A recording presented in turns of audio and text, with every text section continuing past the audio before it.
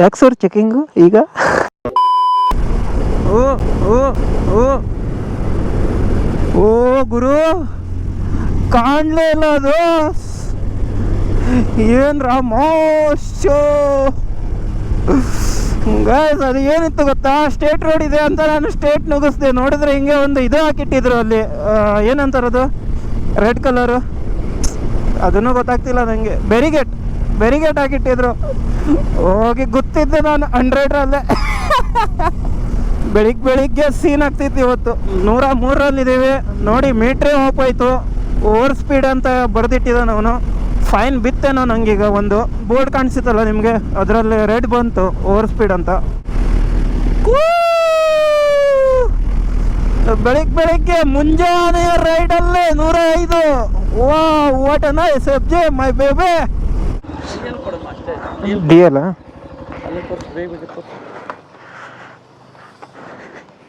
ಎಲ್ಲೋಗಿದ್ರಿ? Nandi hills. ಚೆನ್ನಾಗಿದೆ ಪಾಗು. ಚಳಿ ಇದೆ. ಅಲ್ಲೇ ಹೇಗಿದೆ?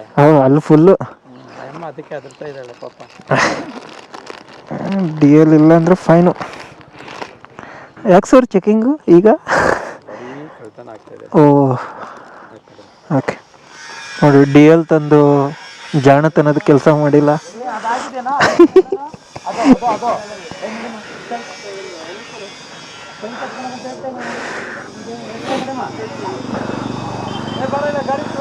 ಬರೀ ಕಳ್ತನ ಆಗ್ತಾ ಇದೆ ಅಂತೆ. ನಾವೇನು ಗಾಡಿ ಕಳ್ಳರ ಥರ ಕಾಣ್ತೀವ? ಹಾಂ, ಹೌದಾ?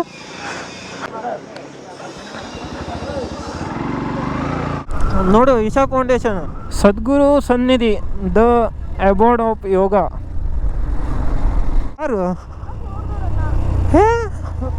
ಯಾರು ನೋಡ್ತಾರೆ ನಿಂಗೆ?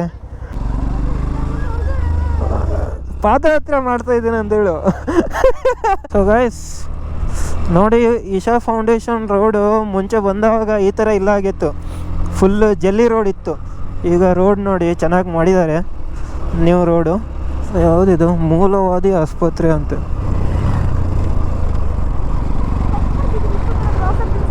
ಏ ಸ್ಟಂಟ್ ಗೊತ್ತಾಯ್ತಾ? ಓ ಜೀನಿಯಸ್ ಬಿಡು ನೀನು. ಅಲ್ಲಿ ನೋಡು, ಆಫ್ ರೋಡ್ ಮಾಡ್ಲಿಕ್ಕೆ ಎಲ್ಲೆಲ್ಲಿ ಹೋಗಿದ್ದಾರೆ bike.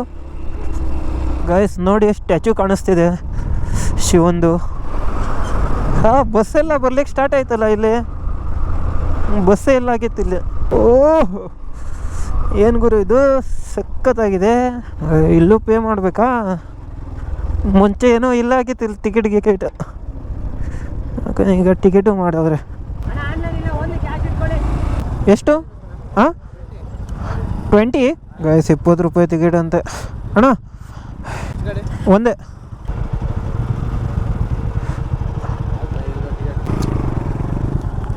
Guys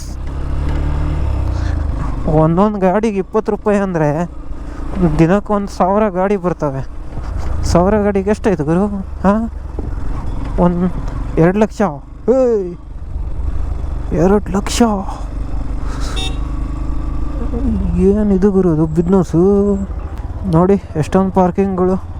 so hi, hello, ನಮಸ್ಕಾರ ಬಾಯ್ಸ್ ಆ್ಯಂಡ್ ಗರ್ಲ್ಸ್. ಸೊ ಹೇಗಿದ್ದೀರಾ ನೀವೆಲ್ಲ? ನಾನಂತೂ ಚೆನ್ನಾಗಿದ್ದೀನಿ, ನೀವೆಲ್ಲ ಸಖತ್ತಾಗಿದ್ದೀರಾ ಅಂತ ನಾನು ಅಂದ್ಕೊಂಡಿದ್ದೀನಿ.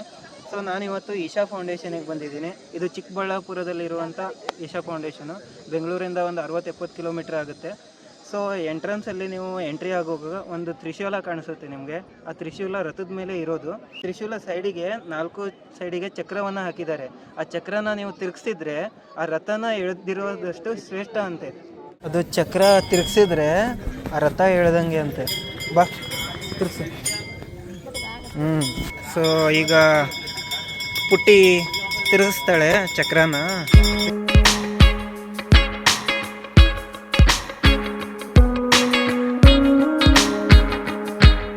ಗೈಸ್, ಈ ಚಕ್ರದ ಮೇಲೂ ಬರೆದಿದ್ದಾರೆ ನೋಡಿ, ಭೂತೇನ ನೋಡಿ, ಅಕ್ಷರಗಳು ಎಲ್ಲ ಬರೆದಿದ್ದಾರೆ ಚಕ್ರದ ಮೇಲೂ ಕೂಡ.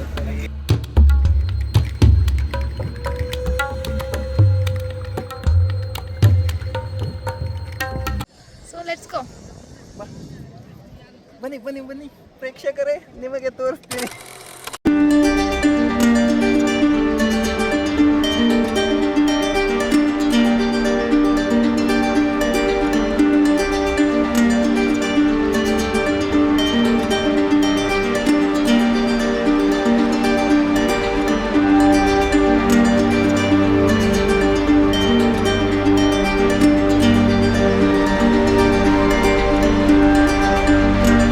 ಗೈಸ್ ನೋಡಿ ಗೈಸ್, ಕುತ್ಕೊಂಡಲ್ಲೇ ನಿದ್ದೆ ಮಾಡ್ತಾ ಇದೆ ಇದು. ಇಷ್ಟೊಂದು ನಿದ್ದೆ ಸರಿಯಲ್ಲ ಜೀವಕ್ಕೆ. ಹಾಂ 3 ಆಯ್ತಲ್ಲ, 1.5 ತಾಸು ನಿದ್ದೆ ಸಾಕು, ಜಾಸ್ತಿ ನಿದ್ದೆ ಮಾಡಬಾರ್ದು. ಇಲ್ಲಿನ ವಾತಾವರಣ ಕೂಡ ಬಹಳ ಶಾಂತವಾಗಿದೆ. ಇಲ್ಲಿ ನೀವು ಆದಿಯೋಗಿ ಪ್ರತಿಮೆಯನ್ನು ಕಾಣಬಹುದು.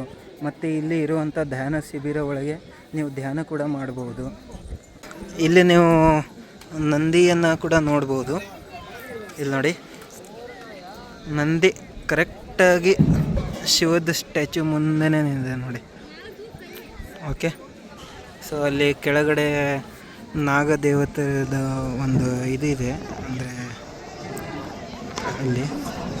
ಸೊ ಅಲ್ಲಿ ಕೂಡ ದರ್ಶನ ಮಾಡಿ ಬಂದ್ವಿ ಈಗ. ಸೊ ಬನ್ನಿ. ಸೊ ಇದು ವಿಶ್ವದಲ್ಲಿ ಅತಿ ದೊಡ್ಡ ಪ್ರತಿಮೆಯಲ್ಲಿ ಒಂದು ಪ್ರತಿಮೆ ಆಗಿದೆ.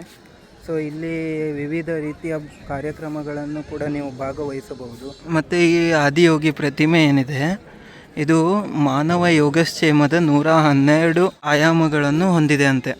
ನಾನು ಬಂದಿರೋದು ಸ್ಥಳ ಬಹಳ ಪವಿತ್ರವಾದದ್ದು ಮತ್ತು ಆಧ್ಯಾತ್ಮಿಕ ಸ್ಥಳವಾಗಿದೆ. ಸೊ ನಂಗೆ ಗೊತ್ತಿರೋ ಪ್ರಕಾರ ಇಷ್ಟೇ.